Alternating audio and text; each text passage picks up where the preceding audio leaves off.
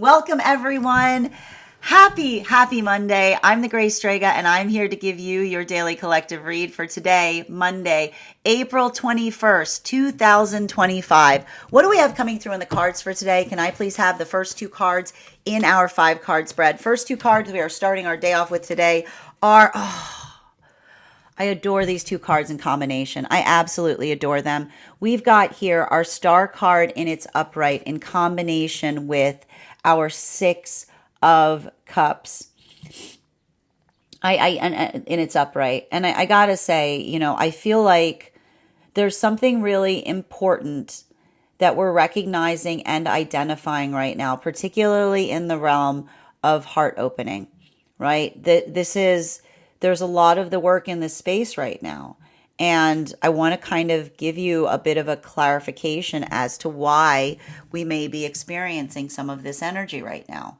So, and we were talking a little bit about this before we started the podcast. And in order to help recognize a lot of the work that we've been doing, I need to bring you back. Okay, I need to bring you back to the start of this year. You'll recall at the start of this year, we had a deficiency in Mars energy. There was no Mars energy to be found. We were hovering in that space where Mars was in retrograde, and there was a lot of planets in Pisces. So a lot of, and the thing is, so a lot of that space as it relates to, I keep on hearing like going through a dream-like state or working in the context of the dreams. And what's beautiful about this is I feel like there's been a lot of that, a lot of the conversation that we've been seeing has to do with working through the context of recognizing and navigating through the context of our fear.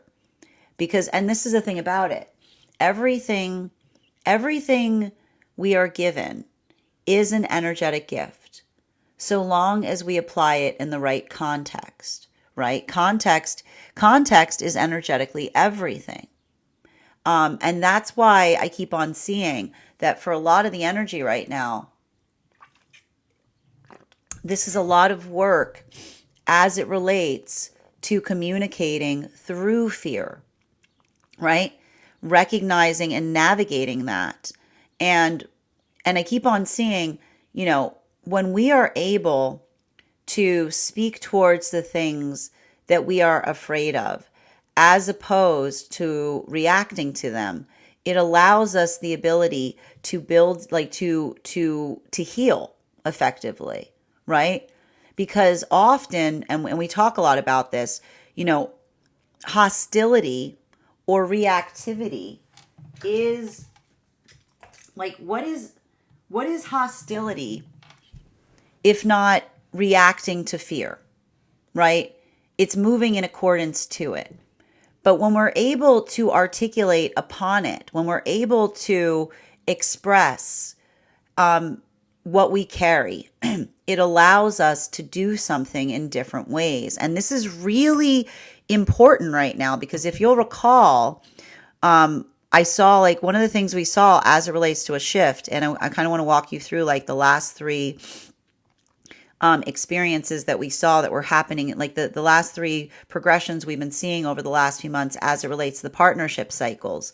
The first partnership cycle we were identifying at the start of the year, it was very, I want to describe it as, it was very Queen of Swords energy, because they was working through energetic lessons of what it takes to build into the pathwork of confidence. You'll remember that when Mars was in retrograde, it was requiring us to be able to tell the difference between the 2 of swords, like between confidence and courage. Now, and that's why we saw that a lot of those partnerships that were happening during that time, they were coming together like wonder twins, like right as Jupiter entered Gemini. This last relationship cycle that we've been seeing was much more in the vibration of chariot energy and I'm not surprised to see it again, because we had the chariot energy coming through during a retrograde cycle, right? During an eclipse. So what do we had? We had all of this energy, like everything's breaking down, right? Like everything is breaking down, even breaking down the perception of the self. And this is the energy that was prioritizing the solid ground that they were creating for one another in partnership, right? So we've got a lot of that energy that's working towards the reliability of one another, even through difficulty. And now we've got a lot of this energy here that we're recognizing and identifying. This is why I keep on calling I feel like we're moving into a lot of new partnerships in magician energy. But what's beautiful about the magician energy that we're seeing is it's about hashing things out. It's about everything on the table, right?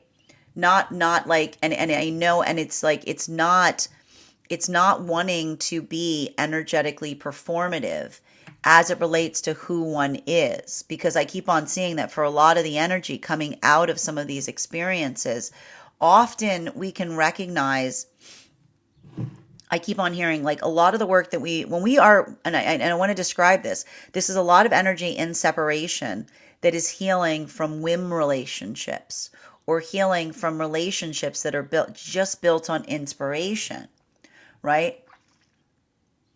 And you can't have a relationship built on inspiration. It's like trying to be in a relationship that's a sailboat, right? When you're waiting for inspiration to hit, you never know where it's going. You never know which direction it's going to go into, and you're constantly in that state of like waiting for the energetic wind to pick up. And so that's why we keep on seeing that for a lot of that energy, if there were modalities where they were trying to build with someone and every time they articulated a frustration, another energy went away, like another energy moved away from them, right? Like almost looking to another and saying, that's not very dream of you. There's a lot of this energy that's moving very much into the authenticity of the reality of the self to calibrate for that. Because this is the energy that remembers that, being in one's authenticity, airing frustrations, and being, so long as you're not, and I keep on hearing, so long as you're bringing prescriptions with the emotions that you give another, right? You're doing that work. It's not too much to ask because it helps you understand the difference between relationship that's willing to hash something out, right? Working in the context of adaptability that is necessary for partnership versus energy that always wishes that they were in a good relationship. But then the minute something becomes real, they start going, ew, or yuck, and they move away from it, right? You cannot, like, I keep on hearing when you want a healthy relationship, you cannot detest hash. You have to be ready to hash because it's the hash through which becomes the ground that you grow from, right? It's not about it's not about being, I keep on hearing, it's not about being averse. And that's why we saw all of those, all of those messages that were coming through last week in relationality to pathwork of aversion, right? Because often when we're averse to something, but we can't articulate why, we recognize that we're identifying a blind spot within the self. But when we're energetically averse to something and we're able to speak on why, it brings us into closer understanding of the higher self. Because the higher self loves hashing things out. The higher self is like, how much time you got, right? And so this is why we keep on seeing that a lot of it, like I'm telling you, like a lot of this energy building into relationships right now is like, this is who I am. Take it or leave it, right? Because it's giving, but it feels refreshing, right? Because it feels like the energy that's saying, take me as I am, because this is the energy that says, I'm tired of performing for another person. I'm tired of pretending or feeling I need to pretend in order to bring someone towards me. And it's in that moment, I keep on hearing, at the moment that we build into our authenticity, we become energetically free because we allow another person to see us and love us there. Center card for today's spread is, we have here, there's that Page of Pentacles, right? Because when another person sees us in our authenticity and pulls away from us, right? Like that's the energy that doesn't feel like that doesn't, I mean, like you can have an energetic connection like that, but it feels conditional, right? It's the energy that says, oh, it's fine. And we talked a lot about this, like anything's possible. It's about what it's about, like the healthy manifestation that feels like it's a parade because every step towards it feels like a celebration. So I keep on seeing that for a lot of that energy working in that context, there's something really beautiful about that, because I keep on seeing that for a lot of, like, this is the energy that's giving each other the gift, coming into partnership and saying, I'm not going to pretend to be someone I'm not, as difficult as that is. Because when we find the ability to be brave to be ourselves, we give another person the opportunity to love us there, right? And so what's beautiful about this is the energy that's doing so. And it's not easy, because I told you it's heart opening, right? It's when we're heart opening, it feels like, oh no, the intimacy wound. Welcome back to Aries. Welcome back to all the energy going back into Aries. So it's just like, and what happens? Like, what happens when the energy is in Aries? Like, I gotta tell someone who I am. I hate this. Like, man, like, Aries hates. Aries always needs to, like, encounter intimacy wounds, and they hate doing it because they feel like, and often you can tell you're working through an intimacy wound when it feels gross to have to share how you feel about something. New. And this brings us to a lot of the energy moving deeper into divine union. This is the can I get two for the chariot partnerships that are moving into divine union right now, please? Let's see here. Yep, we've got, there it is. And that's the thing about it. Like, 8, this is beautiful. Wow. 8, 8 of swords in combination with our 9 of wands in its upright. Woof, woof. Like, literally, those two cards. I've got a lot of work to do. Like, and here's the thing about it. Like, and I need to point this out. This is why it feels really beautiful, because when we recognize a wound in ourselves, right? It's something I keep on seeing. When we don't react to a wound, but we observe it and we're conscientious of it, it allows us the recognition of feeling and experiencing something in the past in a new way. And that's what I see here is really beautiful, because they're saying to me, it's a lot of that. I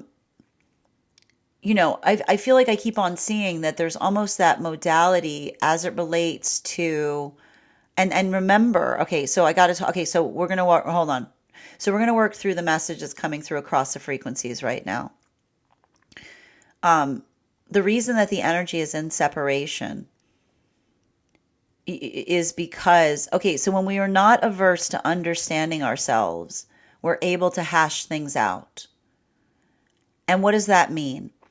When we're working in the context of the understanding of the self by means of addressing the aversions we feel with a sense of understanding and recognizing the difference between the work that happens within the self versus the work that happens outside the self, it helps us understand that the journey of coming into the self is not about letting go of everything. It's about understanding what you're holding and why it's energetically important. So I keep on seeing that there's something, and for a lot of the energy right now, coming into divine union, that same ability of doing so, being able to find the words to, this is why I keep on seeing that for a lot of the energy coming into divine union, this is the energy saying, you're the ground beneath my feet. Because when we work on not being reactive to our fear, when we talk through it, we create stabilization, right? Because that's, and I feel like it's best expressed by the statement, if there's something wrong, you'll tell me, right? Like, that ability of trusting the ground that we build amongst one another, right? That stabilization point, that is the solid ground, because it doesn't leave one constantly building into that context of uncertainty. It doesn't leave one constantly feeling that anxiety that the bottom is going to drop out of things constantly, right? When we're able to move towards one another in a space of energetic stability, that is the stability that we create within ourselves, that also the energy around us finds us in that same locationality. So that's why I keep on seeing that for a lot of the energy right now, the gift that they're giving one another is profound, because they're saying to one another that that gift of stabilization, they understand how much it takes, right? The gift of creating the smooth sea inside the self is the gift that we give to counterpart. And that's why the energy is saying to one another, you have no idea the gift you've given me by doing that work on yourself. While for masculine and feminine energy, deep within divine union, I just keep on seeing that for a lot of that energy deep within divine union, there's something really profound and important in relationality to recognizing and identifying how much one has changed, and also where the work begins, right? Because I keep on seeing that for a lot of the energy deep within divine union, that observation, remember I kept on hearing like the observation of moving something into a place of positivity is also conducted by not feeling like you're overextending the self, right? And that's why we kept on getting the message, you extend the olive branch but not the tree. Because when you're moving into a space of positivity, the directionality that you aspire something to go into, you don't force, you don't push, right? You give the gift of possibility, and then you stay energetically patient within it. Because everything I keep on seeing for a lot of the energy in that modality, it has to do with understanding and recognizing that, and I keep on hearing, healing is not something we can force another into, even if our intentions are pure. Because when we have pure intentions and we try to move someone into a directionality that they don't desire to go into, it doesn't matter if our intentions are good. It becomes toxic. It becomes unhealthy, right? It's when we insist on things that things become unhealthy. And that's why there's been so much of this work as it relates to warrior energy, because warriors come into the space of observation, right? They don't try to force things. It's all like, it's a lot of lessons coming through right now in relationality to chivalry. Continuing to get clarification between our star card. Yep, this is our star card, and the Six of Cups in its upright is like literally like that's like chivalry. Can I please get one card to clarify? Clarification coming through right now with our Five of Swords in its upright. And so, for a lot of the energy deep within divine union, I keep on seeing working through the context of, and I keep on seeing like there's something very important right now that's happening as it relates to Neptune transiting into Aries. Okay. Because Neptune likes being in Pisces. It's like it's Neptune in Pisces is like cozy, comfy for Neptune. It's like it's exalted there. Neptune in Aries is hard. Like Neptune in Aries is like understanding. You know, it's like if you insist. Like I need to point this out. Like. You know, and this is the thing, and I keep on getting a message as it relates to warriors. Like warriors don't want to fight. Like the reason we call warriors is warriors are always trying not to fight. And that's why, what do you hear a warrior say when someone pushes them too hard, right? A warrior never like calls someone out. They go, if you insist, right? Like if you insist, I will energetically fight. Like I will energetically fight. Like that's what happens in those contexts, right? With like a warrior, which is like a warrior is often the energy that steps back and says like it tries to avoid something, but also, and this is what's beautiful about, they're saying like there's a lot of messages coming through. This is because Neptune's moving into Aries, so there's a lot of work that's coming through as it relates to peaceful warrior, which is a warrior does not want to fight. A warrior does not need to show its strength. A warrior knows how energetically strong they are. This is often why a warrior is the person in the background who's just kind of moving out of the way, because the warrior says that the gift of being able to be strong is not about putting one's strength to something, but stepping in when one feels one must, right? Like it's almost it's like, I keep on hearing the battle cry, like the battle cry of warrior energy is if you insist, right? Because it's the articulation of another doing everything they can to try to avoid something, but then finally feeling that modality or that moment that they have to, and like welcome to Leo, like welcome to Mars and Leo, right? So there's a lot of that, there's a lot of that energy there. And I think that this is really important because I kind of see that, like, for a lot of that, like a lot of that work that I'm seeing for energy deep within divine union, I keep on hearing it takes a lot of strength to make peace, because it's understanding that peace is not something that is found. Peace is something, peace is something that you, like, you nurture, right? When, and that's why, like, again, you have to understand that I told you this is the warrior energy moving deeper into divine union. When warriors prioritize peace, because they understand how much one has to fight within the self to find it. And then once you find it, it's being able to prioritize that in such a way that it doesn't, and again, it doesn't require one to be in a space, and this is where the Taurus energy comes in. It's understanding that to a certain extent, when we're working towards energetic peace within the self, I keep on hearing, we bow to the peace within ourselves. This is what we mean by humility, right? It's like we take our armor down towards the energetic desire of what we hope to move something towards, even if it's energetically difficult for us, right? Because it's not about, like, what do you say? What do you say when you're trying to energetically make peace?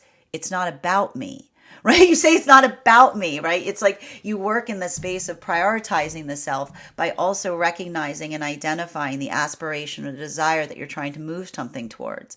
So there's some very refined, there's some very refined lessons that are occurring right now, specifically and particularly in the space of the energy deep within divine union.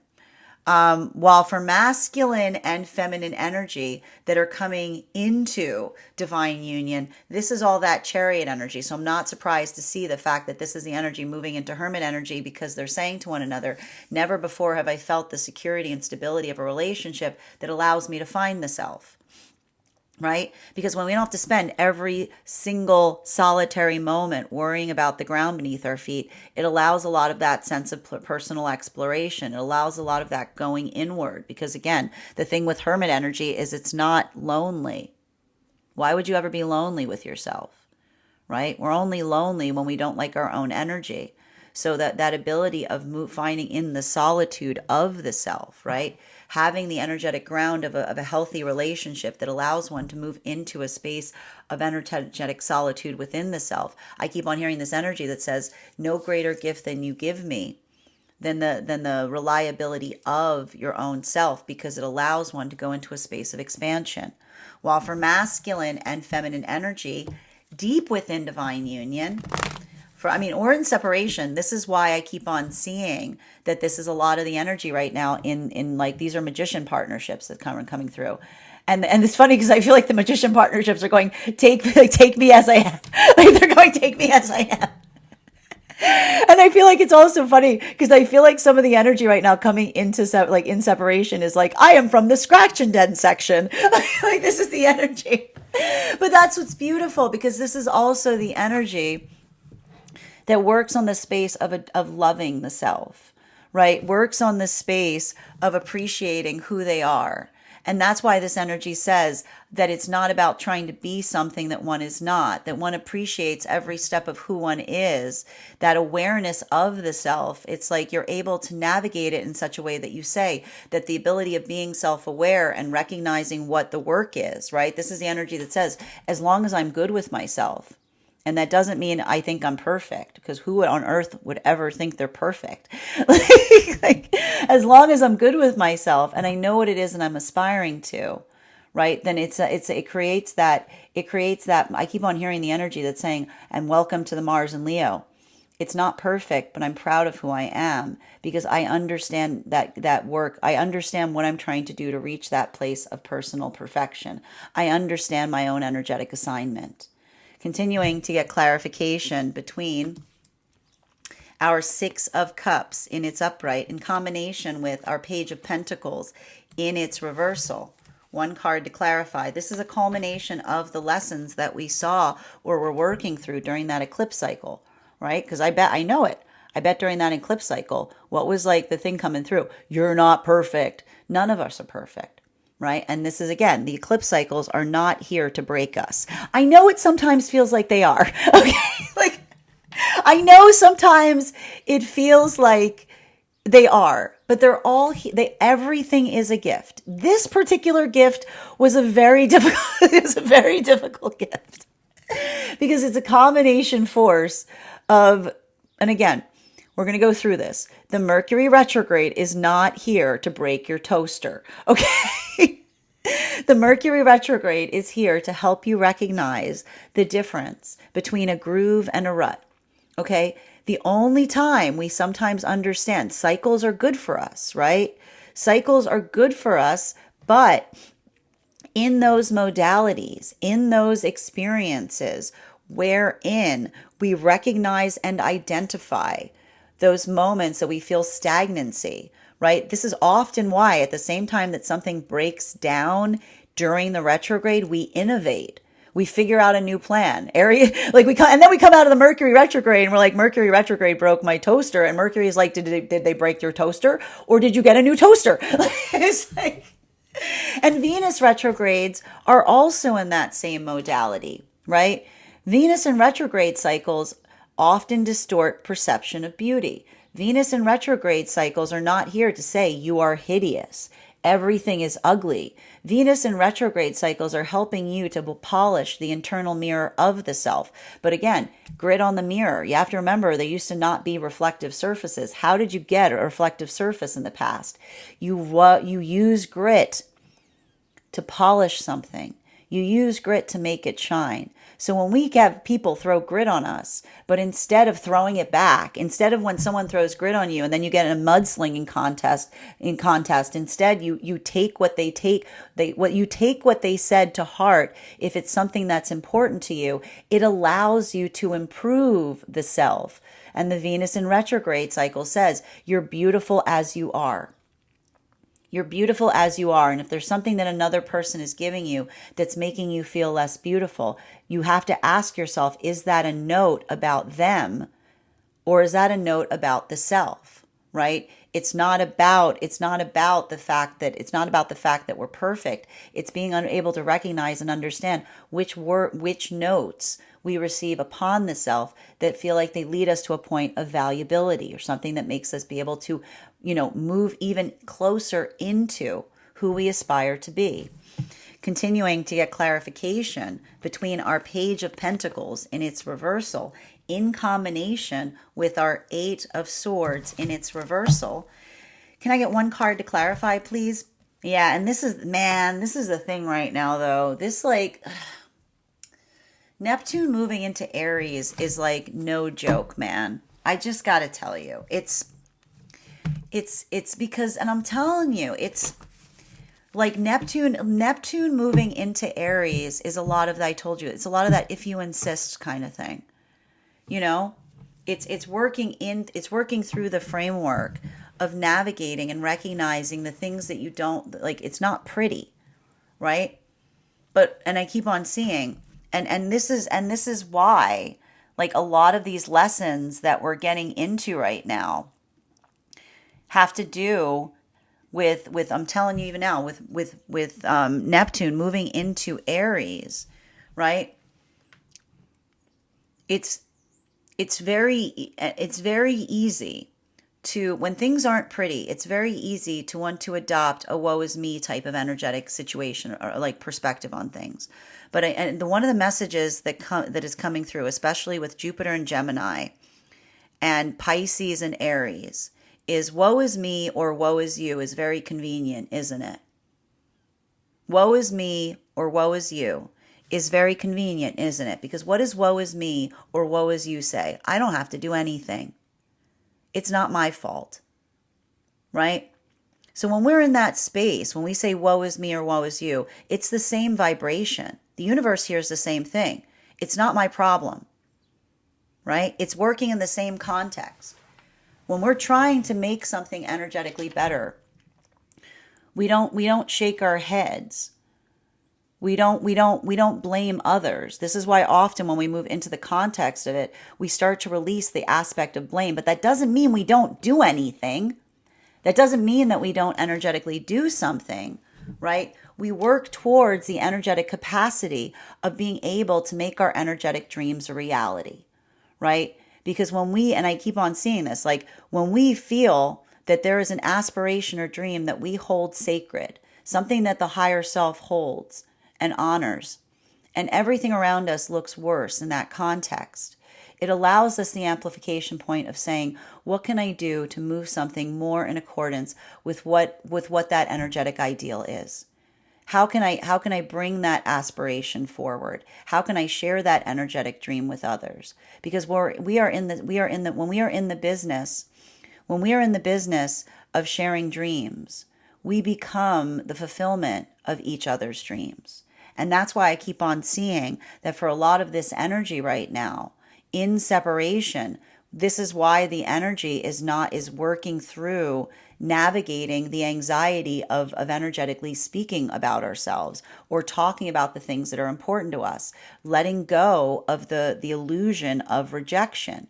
Because when we share our dreams with each other and another person does not aspire to move in accordance of that dream, well, then that is the energetic equivalent of understanding why would you want to build with someone? Why would you want to create something with someone that does not share your dream, right? The gift that we give each other in terms of talking about the future that we believe is possible is being able to say to another, I'm looking for someone to create that with.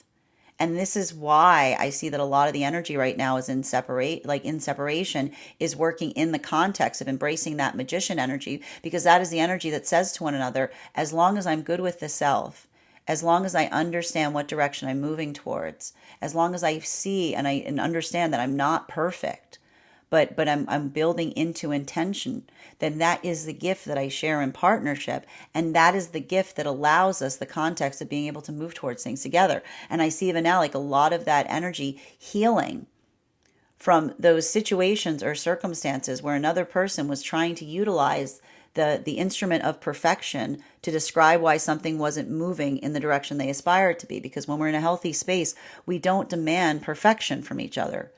We understand perfection. Demanding perfection from one another is awful convenient, right? Because look for something, like there's no perfect is never to be found. Perfect is made. So when we're making perfect, we're very noticeable for those that demand energetic perfection, because perfection is a cardinal direction. It's not a place on the map. It's not something that you find, it's something that you strive for. But often energy that doesn't want to move forward, right, will articulate the fact of a lack of perfection to be indicative as to why there's no direction. And that's why I keep on hearing that there's a lot of energy that is grieving or working through experiences where they're understanding a lack of perfection should not equate to a lack of direction. A lack of perfection should not equate to a lack of direction. This is welcome to Neptune moving into Pisces. Like Neptune moving out of Pisces into Aries. Neptune moving out of Pisces into Aries says, listen, you can have both. like Neptune's like, I am the ocean. You can carry the things within me, but you can also sail a ship on them, right? They're not equitable. They're not like a lack of perfection does not explain a lack of direction. So that's why I keep on seeing that a lot of the energy, this is why the energy is moving in their authenticity, because it feels more like someone was trying to change them or bring them into something that was more inspirational, as instead of building into the concept of what we can create together. Right? I keep on hearing for a lot of that energy, that's the energy that says that messiness is a masterpiece, right? It's not It's working, and it's like it's honoring your masterpiece is what I keep on hearing. While for masculine and feminine energy coming into divine union, I just keep on seeing that for a lot of this energy coming into divine union right now, I just keep on hearing this like massive sigh of relief. This is the energy getting comfortable. This is the energy like taking their shoes off. Because, and I keep on getting like majesty, right? Taurus energy. What is more majestic than having a place that you can put your burden down, right? So there's a lot of this energy that is finally feeling that the relationship itself is not a place that they have to struggle, right? The sanctuary of the healthy relationship that creates that sustainability and that reliability, that balance that we create for one another. This is the energy that says, this is why the energy moves into hermit, because this is the energy that says the relationship is a place where I don't need to try to create that stability. The relationship is such that this is where I find it. It is my sanctuary. While for masculine and feminine energy that is coming, that is deep within divine union, can I get one card to clarify? Yeah, this is a lot. This is like a lot. This is a lot of energy that's already moving. This is like it's very Cancerian, is what I'm getting for a lot of the energy deep within divine union right now. And what's interesting, with a lot of the Cancer energy is it's working through. Cancer energy is working through transformation, but it also talks about the inward journey of the self that leads to outward expansion, right? And often a lot of that work that we see with Cancer energy is understanding and recognizing the hardness within ourself that we're trying to soften, right? It's molting energy, because you have to think a bit about how like a crab has to grow. A crab having to grow is a very painful, like a crab only grows when they find they become too confined via the shell of the self. I've written about this over in my Mystic Meditations articles.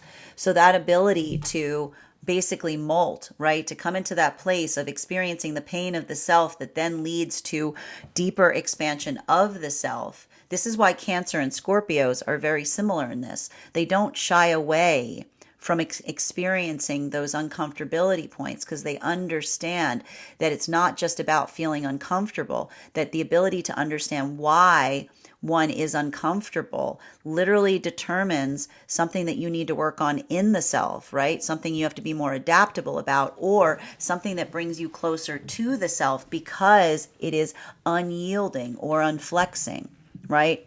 It's not about being hard or soft. It's about being intentional as to what you're hard and soft about. Continuing to get clarification between our Five of Swords in its upright in combination with our Knight of Cups. So it's interesting because I feel like the energy deep within divine union is between Cancer and Libra is what I'm getting.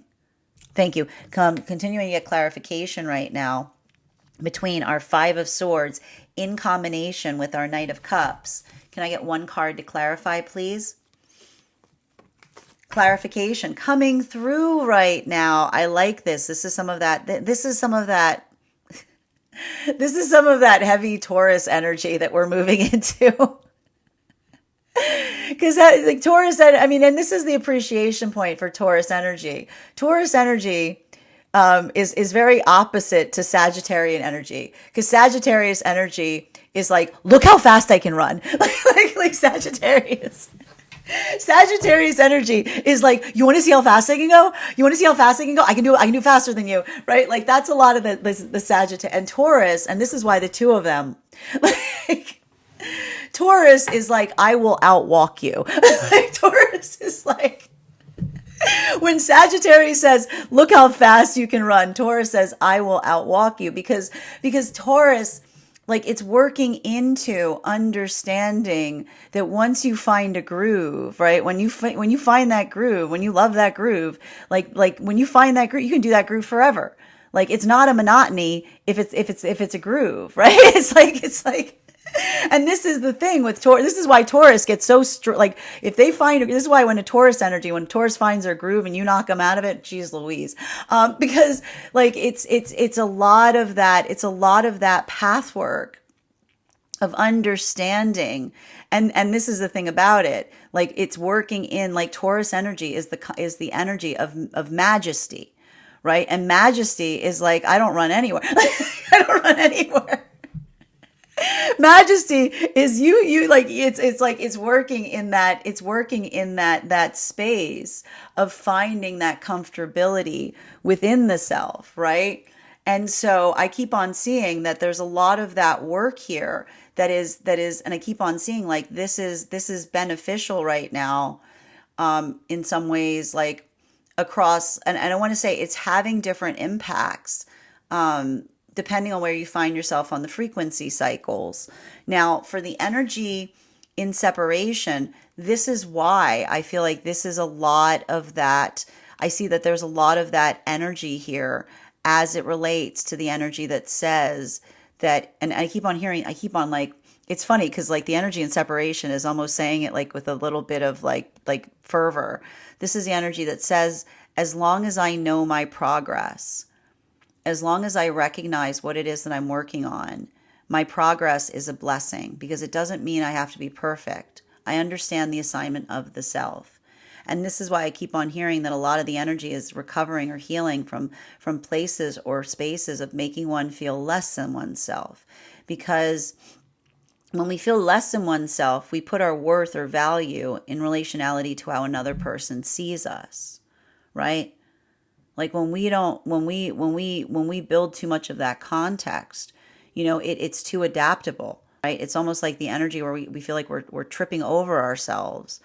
But when we understand, when we feel that, when we remember that we are our gift, like like building into an appreciation of our own preciousness, then we remove the feeling of energetic rejection, because we look as rejection as protection.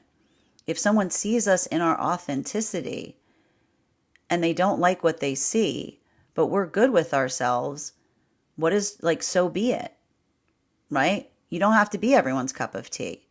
But when you're trying, like, and that's often like when you're in that space, like that is like, that's literally the energy of majesty, which doesn't take it personally, right? It just works in the context of understanding that rare, like, and I keep on hearing, like when you are a rarity, like like when you're a rarity, not everyone's going to potentially like that. And that's okay, right? You don't have to like me. We got people come in this live all the time telling me how much they don't like me. But that's cool, right? Because it's not our job to have to like each other, but we can love each other in the context of appreciating the space by which we allow each other that gift, right? So I keep on seeing that there's a lot of that energy there that is not rushing into things, right? I see that there's a lot of that energy that's happening right now in some of these new partnerships as it relates to getting to know one another, right? And I keep on hearing this is energy that is articulating upon what their manifestation goals are, and now just waiting to see if the vibe fits. Right? That's what I keep on seeing. Waiting to see if the vibe fits, right? They're like vibing into the relationship. But again, I'm seeing it with a lot of clarity, right?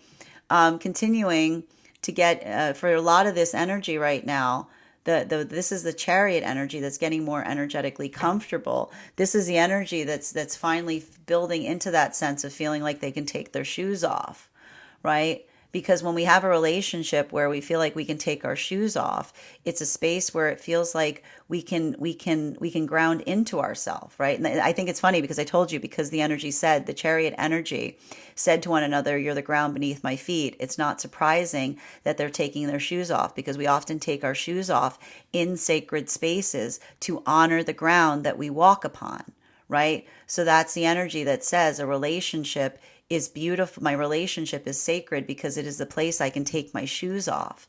It's not the energy that says can. It's saying can, but they say will, because they're saying that they honor the ground of the relationship. It's an act of love to do so, because it talks about how sacred the space is that they create for one another together. While for masculine and feminine energy that is deep within divine union, I keep on seeing that this is a lot, like there's a lot of this. It's a lot of this work. It's a lot of this work that I'm seeing.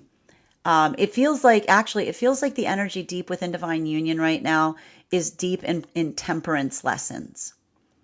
Like they're deep in temperance lessons. And why are they deep in temperance lessons?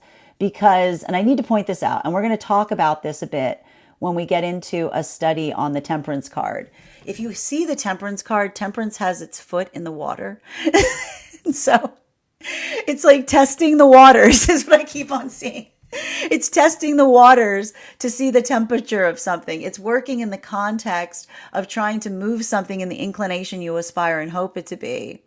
Right? But doing so with a level or degree of conscientiousness, of care, right? Because when you're working in the space of healing, you don't insist upon things. You don't force things. You test the waters of things, because when you're building into making peace with things, it's not about the self, right? It's about like I keep on seeing, it's like I keep on hearing, it's like a lot of work as it relates to lattice, or a lot of work as it relates to working through something in such a way that it feels like chivalry, because it's like when you're moving in a chivalrous fashion, you move like the gesture of what you desire to go towards is the energy that says, this is what I aspire for, if you will meet me in that same embrace, kind of thing, if that makes sense. Continuing to get clarification between our Knight of Cups energy in combination with our Six of Swords in its upright. One card to clarify. There's that Two of Wands in its reversal. And I think that one of the things that we're seeing here is, and I like this too, because this is the energy that's almost saying to a certain extent, it's not about being, and this is like welcome to, these are Cancer lessons that we're getting right now. It's not about being flexible about everything, right? It's not about like just being like whatever. Like whatever means you don't energetically care. Who's whatever about anything. Like recognizing and identifying what is important, right? When we value each other, we allow the context of being able to honor and recognize that we can hold things importantly, but maybe not hold them the same way. And that's why we see that often those healthy conversations allow that context of appreciating and finding those connectivity points, right? What binds us together is infinitely stronger than the things that tear us apart. But when someone is working too much from the ego, right? That's sometimes an impossibility vector, right? That's often when we hit an impasse point with another, because it's the difference between having a conversation and someone being able to articulate the significance and value and importance of something versus someone that says, right, what does the ego say? Because I said so. What does the ego say? The ego system's the defense mechanism, right? The ego system goes, because I said so, right? It's like, it doesn't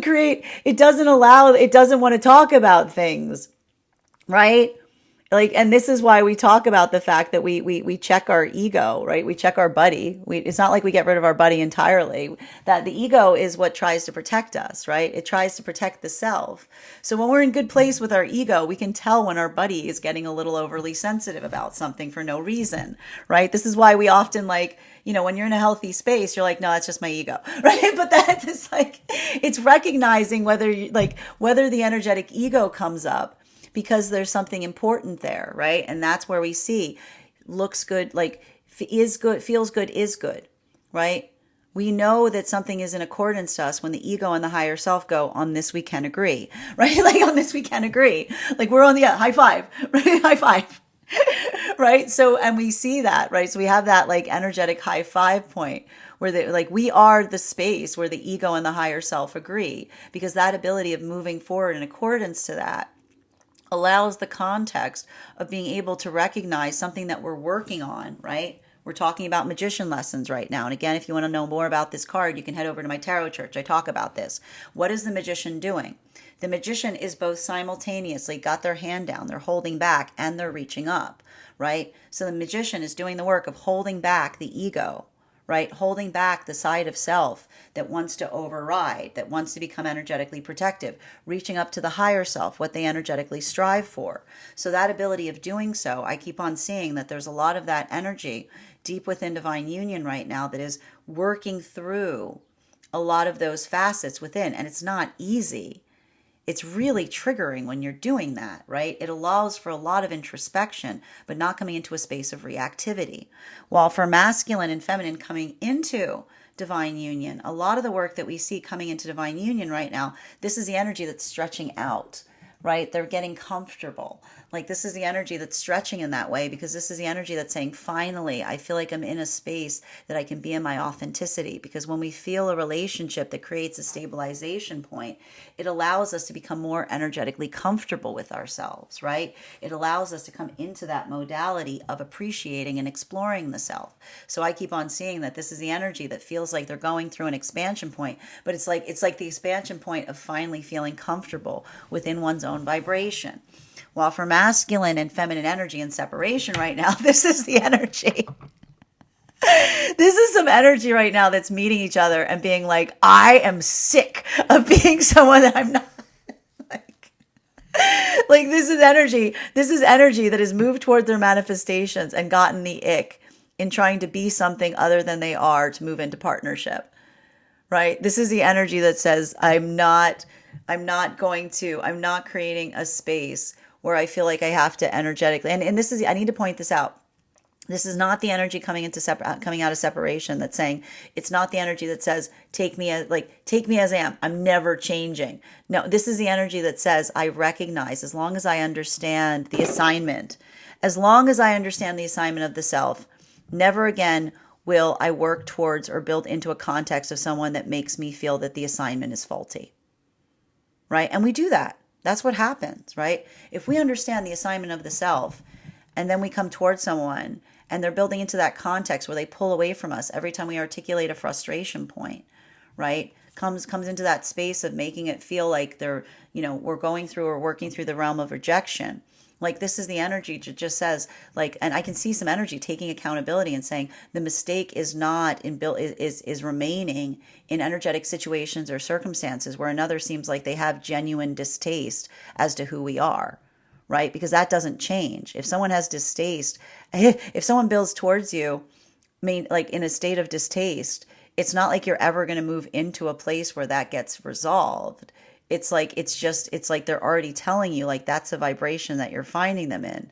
They're looking at things from a point of distaste, right? So I keep on seeing that there's a lot of that energy that I keep on hearing. The energy in the energy in separation has gotten the ick for energetic distaste, right? It's the quality of distaste in another, or like the energetic revulsion point that's being healed, because that's the energy that says, why would you be in an energetic connection if you're expressing revulsion, right? Like there's something about that there that's like, it's like the energy saying, that's not something I'm creating in another, that's something I'm finding in someone, is what I keep on hearing.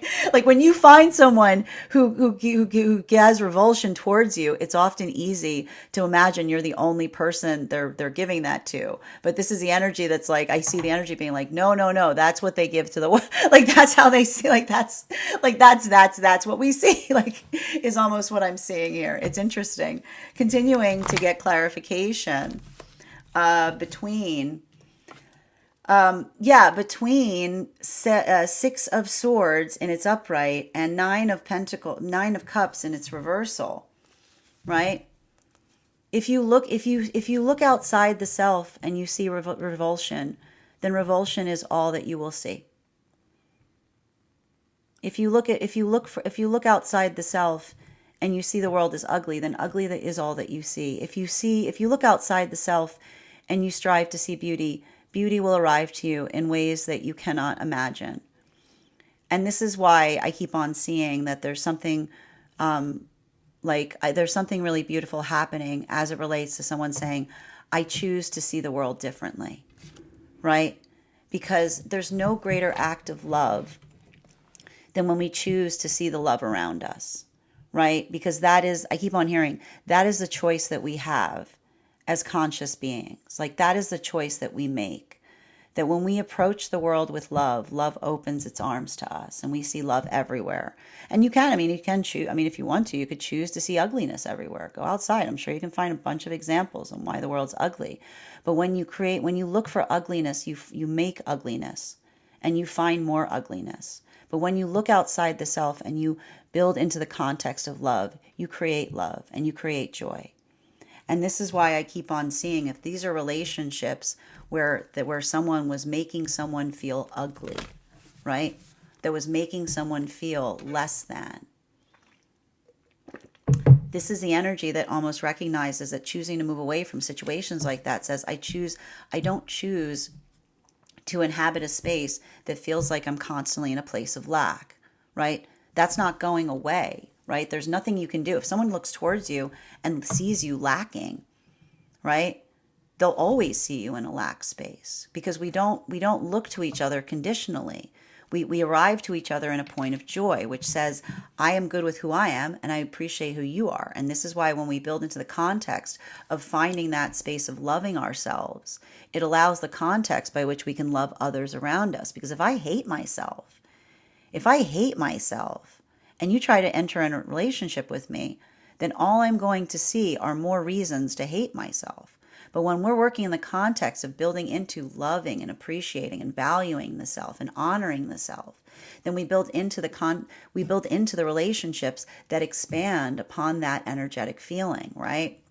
And that's not to say that we aren't doing work on the self. That's not to say that we consider ourselves perfect, but we understand where we're working on things. We understand, we understand that there's things that we can always get better at. And so I keep on seeing that this is a lot of the energy that's building into the context of relationship that says, if I'm good with myself and I know what my assignment is, then I know that the energetic connection for me will also be doing that work.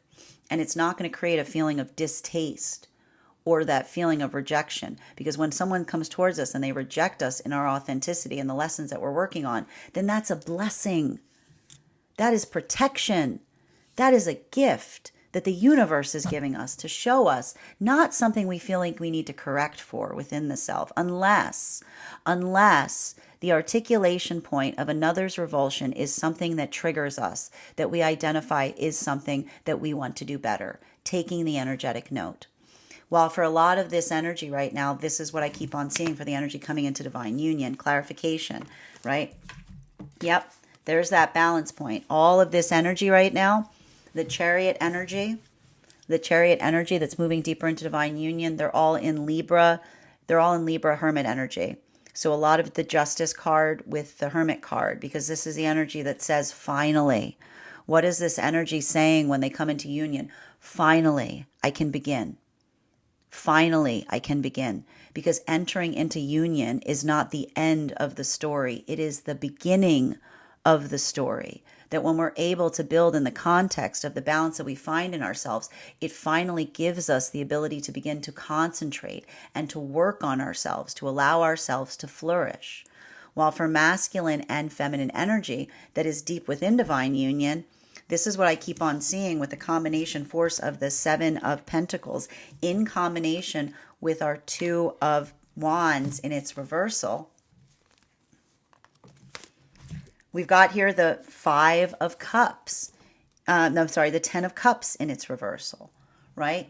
And so I keep on seeing that there's a lot of this work for the energy deep within divine union, like doing a lot of, I keep on seeing, it's not about what's ideal, is what I keep on hearing for energy deep within divine union. It's not about what's ideal. It's understanding that ideal is what you make from less than ideal circumstances, right?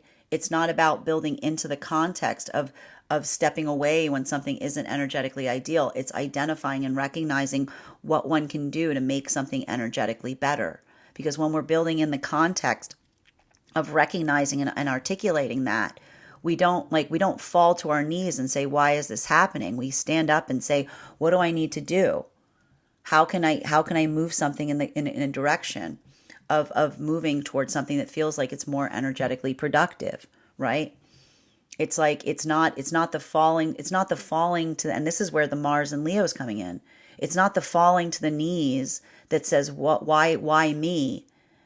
It's an energetic moment that you kneel and say, it is an honor to move in accordance with, even if it's difficult, right? It's an honor. It's not a woe, it's an honor. Continuing to get clarification between our Two of Wands in its reversal in combination with our Justice card. These two cards are very similar, by the way. Can I get one card to clarify? Clarification coming through right now with our Ten of Pentacles in its upright. So there's something, I keep on seeing, there's something very significant and important right now as it relates to understanding the value of the self is what I keep on seeing. Because for a lot of the energy right now, I want to say deep within divine union, I keep on hearing a lot of conversation, like a lot of work in relationality to working through things. And I keep on hearing like the validation point of recognizing the difference between a productive conversation and a refusal point is having an ear for things. And we can often tell when we're moving more in the space of the ego when we don't want to listen, is what I keep on hearing. When we don't, it's like the ego is earmuff energy, right? The ego energy is blah, blah, blah, blah, blah. But it's working in the, like, you have to understand that, and I keep on seeing here, there's a differentiation between the ability, I keep on hearing, listening for energetic progress is effectively the space of being able to hear someone out, right? That when we come into that space and when we work on the non-reactivity of the self, it allows for a broadness of conversation where you don't necessarily have to agree to something or agree to someone, but you can understand the sensitivity or logic by which another person is speaking towards that allows for that adaptability point. But this is why I keep on seeing that the only thing that the energy deep within divine union refuses to do is have a conversation built on absurdity. What often happens with conversations that are ego driven, they don't make any sense. They don't make a lick of sense, right? Because when someone's operating from a space of refusal, when the ego is so heavy that one cannot speak over it because the ego is just dominating the conversation, right? It doesn't allow for any connectivity of ideas, right? It's like, and it's funny too. And the irony is that those who are too much in their ego, nobody wants to talk to them, right? When you're so much in your ego and you refuse to hear other people, it creates its own force field. Like it creates its own force field. It just creates its own force field. And so even in that space, it's like and I keep on seeing it's working through the context of identifying and recognizing that the value of being able to communicate and talk through things, right? Those connectivity points. It's where the work begins, even if it's uncomfortable, right? Because healthy relationship can navigate healthy relationship can navigate difficult conversation, right? And and too much ego allows for a refusal of hearing anything that isn't indulgent towards it. While for masculine and feminine energy that is coming into divine union, this is why I keep on seeing that this is the energy that's coming into that space of feeling like they can remove their armor or lay their armor down, right? because this is the energy that when they build into the context of feeling that they're with an energetic person, where again, it's not that they have to be perfect, but they're welcomed in the embrace of working towards the context of the self. It's the energy that feels like they can lay their armor down, because this is the energy that says, this is a safe space. This is a place where I know that my vulnerability is energetically cherished.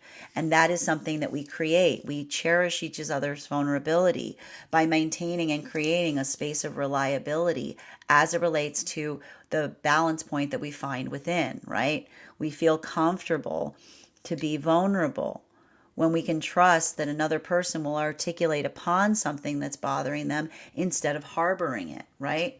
And this is why I see a lot of the energy right now. Like I keep on hearing like the energy right now that is coming into like in separation is like no more passive aggressiveness.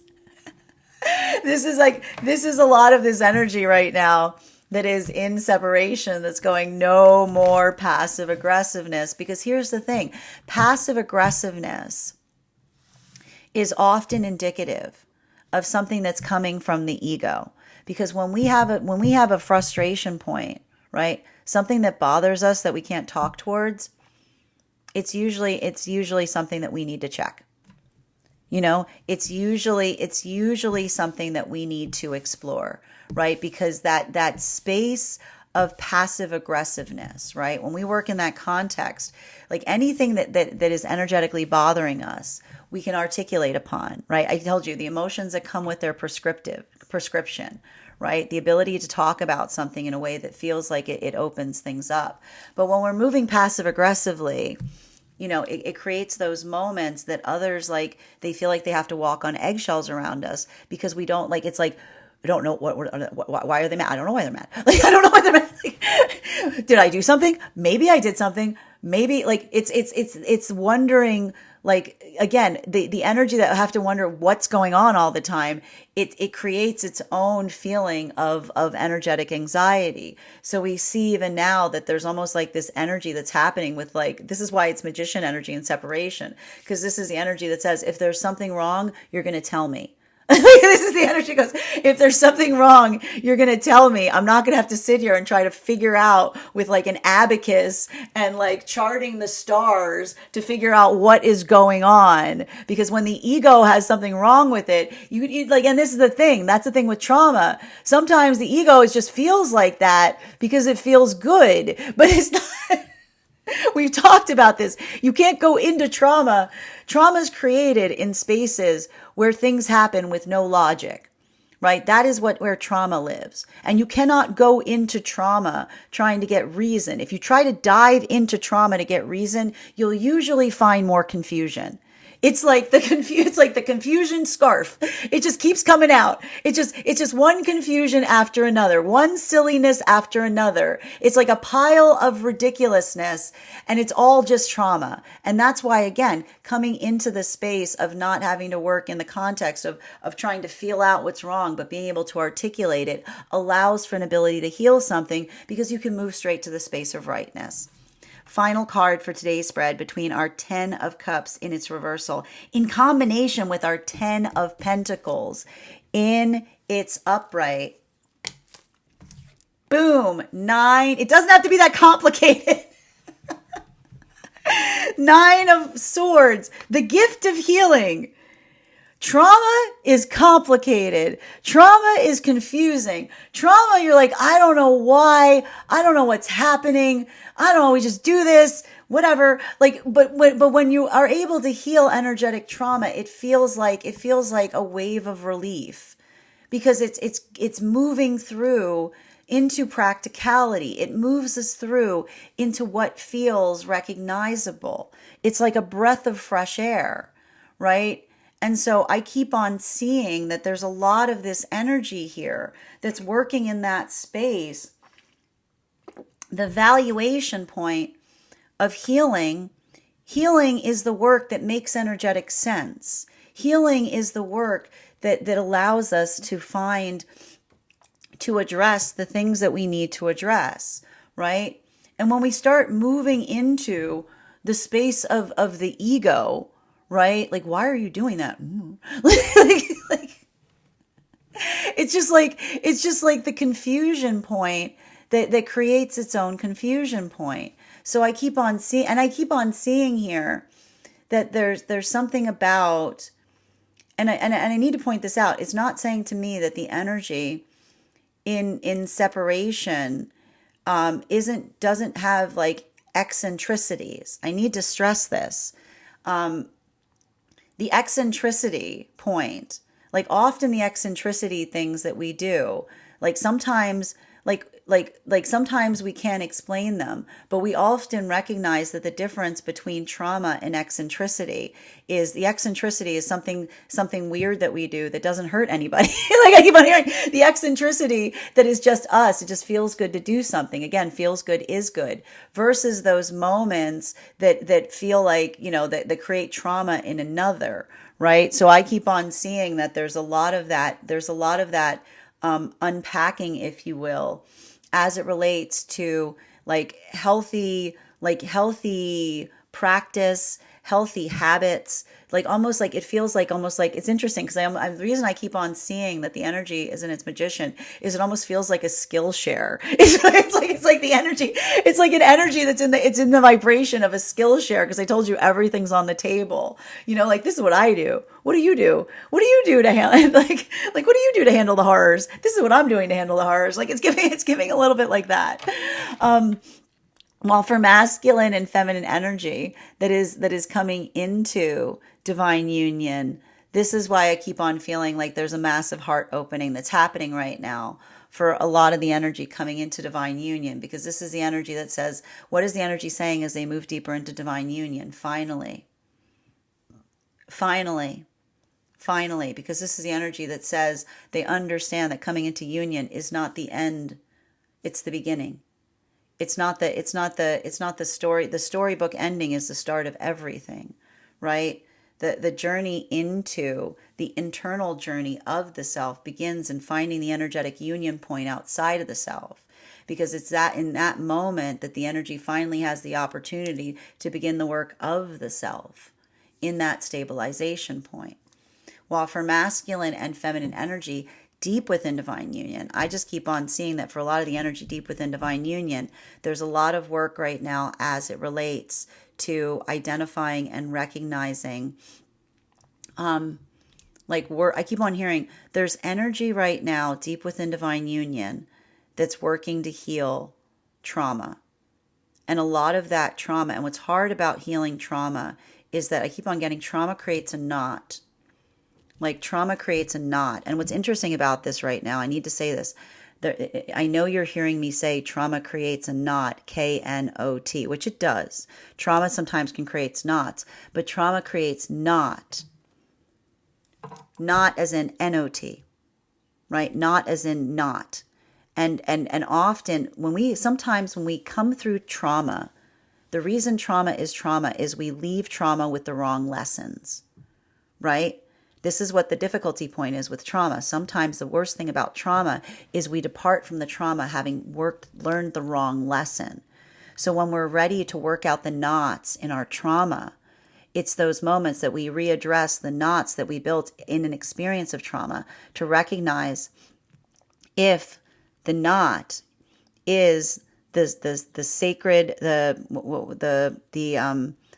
exquisite in existence of the sacred knot, something that we know to be like we hold on to because it's important, versus sometimes leaving trauma environments where we build a knot against something that isn't something that we can explain, which is often articulating upon something that we need to let go of. So I keep on seeing that there's a lot of that work that's happening here, but it's difficult because it's hard, it's resistant, and it's requiring like a lot of that, like moving through something that's not easy. But sometimes the only way we can move something into a space that we aspire it to be, like if you've hurt something and you want to move it, you move it to get the energetic flexibility back. So it's working through something to try to understand it in a better way. And I feel like that's why I see that the partners are helping each other, because the counterparts are helping each other identify like what someone is holding on to too tightly, versus potentially even things that another person is articulating one should hold on to even more tightly. Bottom of the deck on this reading Yeah, especially with the 10 of Wands in its upright. This is Taurus energy. This is like this card for me. And guys, if you guys go to my tarot classes, I have a different astrological connection to cards beyond what others do. This is very much a Taurus card for me. And the thing about and we're going to go through this. We're going to go through this for all my Taurus babies out there. Here's the thing. The difference between stubbornness and tenacity is entirely on what you're holding on to. Okay. We often have to have these conversations when we enter Taurus season, right? Because it's an absolute gift. It's an absolute gift to hold on to things, okay? If they're important, okay, if they're important, the ability, the quality of holding on to something and refusing to let go of it when it's important, okay, is profound. It shapes us as people. It is what defines us. It is what drives us. That is tenacity. Okay, that is tenacity. But, okay, when we hold on to something for no other reason than it makes us feel good to hold on to it, right? Or even worse, we're scared to let go of it, but we can't explain why. That can often be indicative of working through stubbornness, right? And that's a refusal. I was describing this the other day as the Garth energy, because Taurus energy sometimes has a hard time with change, right? I like to describe it with if you've ever seen that scene in Wayne's World where the person comes up and tells Garth about all the things they're about to change, and Garth just has a clock in front of him and just destroys the clock. So working through, remember, okay, I want to say this. The way you can usually tell the difference between something that you're being stubborn about versus something that you're being tenacious about is it's not picky unless it's important. Okay? It's not picky unless it's important. If you're holding on to something and it is incredibly important, then that is tenacity, because it helps you see the higher self in the process of articulating the reasons why, right? It's the divine explanation. We'll never stop talking about it. But when we're being stubborn, right? Because I said so. Because we started that. So I want you to think about that as we navigate some of this energy, because I feel like it's going to be as every Taurus season, it's going to be working towards understanding and recognizing the difference between tenacity, right? Which can explain itself, versus stubbornness, which doesn't make any sense. So if you do that work on the self, and make sure you're applying those same practices as it relates to others, because that's where we keep on seeing that, that's where we get the energy of majesty. Taurus embodies the majestic energy, right? That's why it's all shoulder energy, because that's why when we bow, we show each other our shoulders, because it says it's an honor to carry it. So that ability of understanding and recognizing, it's not about letting things go or letting everything go. It's understanding why you're carrying the things you're carrying and why they're so important. That is our daily collective read. I want to thank you guys so much for being here and experiencing it. Just a reminder, if you would like to book a private reading with me, you can do so on my website. Please keep in mind, if you book a private reading with me, it is a 2-step process. You have to book the reading, you have to pay for the reading. Please make sure you do both if you'd like to have that reading. Most importantly, please remember, I will never, ever, ever, ever, ever, ever, ever, ever, ever reach out to you for a personal reading. I will never DM you. I will never PM you. I will never slide into your inbox and tell you that I have a very important message that only I can deliver. The only way you can book a private reading with me is if you book one on my site. So I encourage you to do it there. Also, a couple of updates before we move into personal readings today. First and foremost, thank you to everyone who attended our recent class on the Hangman card. Our next class will happen on Wednesday, May 22nd at 6 p.m. PST, 9 p.m. Eastern. we will be continuing our studies into the tarot with a focus on the death card. If you would like to become a part of our tarot class program, all you need to do is mosey on over to my Substack and become a paid subscriber. Your paid subscription to my Substack is your ticket of entry into our live classes each and every month. You will also, as a subscriber, have access to over 9 hours worth of material in the Tarot Church Library Archive. Now, it's not necessary to catch up. I do my best to give you guys a recap in each and every class, but the material is there for you to receive when you're ready to receive it. You will also have access to a one-on-one chat with me and the other students to ask any questions you may have in relation to anything we are studying. And if you become a founding member to my Substack, not only will you receive a discount on the whole year's worth of classes, you will also have full access to the entirety of the Tarot Church Library Archive. That's access to over 13 hours worth of material in an ever-growing library. You will also have access to a complimentary one-on-one mentorship class with me, wherein I will meet with you personally and assess where you are on your tarot journey and give you the best updates in terms of how to utilize those classes most effectively going forward. One of the things I try to do in these classes was make them accessible to the absolute novice tarot reader as well as the seasoned reader. There's definitely something there for everyone. Don't let your lack of experience or your robust experience prevent you from joining us in those classes. And even if you don't become a paid subscriber to my Substack, I would encourage you to follow me there to stay up to date on any new offerings or services. I also post my weekly newsletter there, which will let you know about my in-person events as well as my online live schedule. You'll also be notified to any giveaway information. I also want to let you guys know that on top of my standard life path readings, I also offer mentorship classes. These are for any of my clients that are seeking a more personalized educational experience with me. I take a very limited number of students for this reason, because those classes are focused on each individual's personal spiritual goals and journey work. Those classes can be purchased on an individual level or as a monthly class series, weekly or bi-weekly, as your schedule permits. Also, for my clients that are seeking more consistent weekly tarot support, I'm happy to offer weekly tarot insight packages. That is a package of 4 30-minute readings, again, weekly or bi-weekly as your schedule permits, at a discounted rate. Also, for my clients, I'm very happy to now offer dream interpretation readings, and that is you can purchase those per dream or as a series. If you purchase the dream package, I would encourage you to start to keep a dream journal, as we will meet weekly or bi-weekly with that journal and utilize the tarot to understand the key themes and messages coming towards you in the dream space. I want to thank you so much for being here today and sharing in these messages, and we will do this again on Wednesday.